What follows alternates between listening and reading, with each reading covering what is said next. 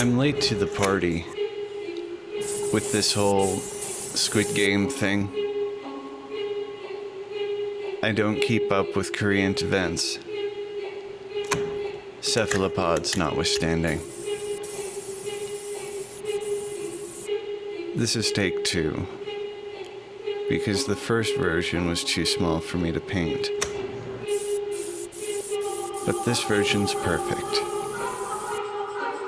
Any perceived flaws are definitely due to an artistic decision and not a lack of talent. As always.